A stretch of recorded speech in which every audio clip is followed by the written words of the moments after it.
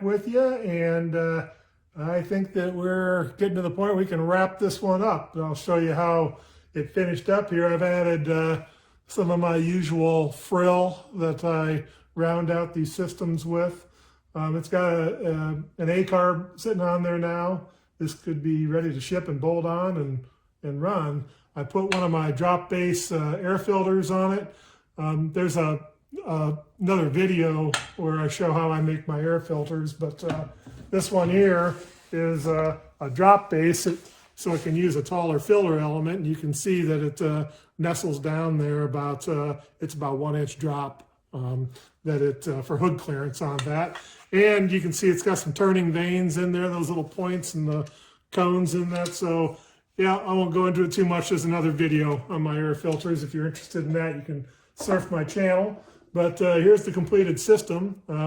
It's got return springs and some linkage that I buy and make on there. And another thing that I put on the systems is these fuel logs that you see.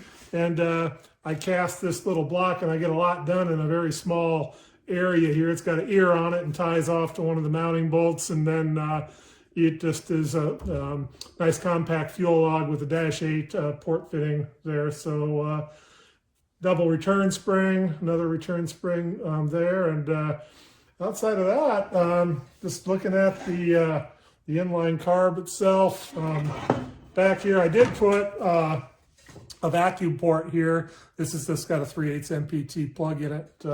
So you got power brake booster.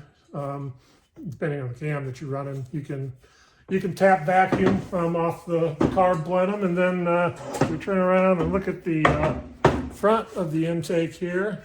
There's the water neck, and as I mentioned before, this is the stock Boss 302 thermostat location. And here's the you can kind of see the mounting holes and mounting configuration there. But yeah, it'll fit under the hood of a stock Boss 302 and retain all the OE engine accessories on it. So it's a bolt-on deal if you want to run an inline carb on your Boss 302 style engine. So I think this one's about a wrap. We can stick a fork in her. She's done. Needs to go off and to a new home. But if you're interested in more of the details, this is kind of a compressed build because it's so much like my previous FE build. I'll put some links in the video description to some of the other videos.